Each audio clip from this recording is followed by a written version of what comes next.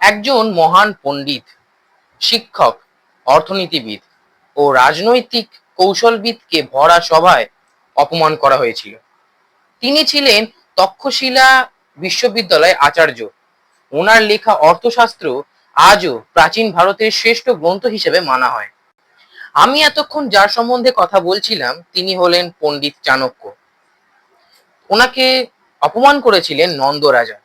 সেই সময় তিনি চুলের শিখা খুলে শপথ নিয়েছিলেন, নন্দ বংশ ধ্বংস না করা পর্যন্ত আমি শান্ত হব না। তিনি ছোট্ট বালক চন্দ্রগুপ্ত মৌর্যকে প্রশিক্ষণ দেন।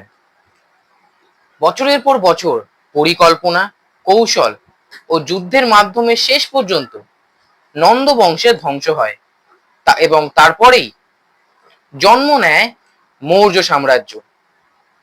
এই এত বড়, এই বিশাল বদলের পেছনের সূত্র এক মহান পণ্ডিতের অপমানের প্রতিশোধ বা রিভেঞ্জ।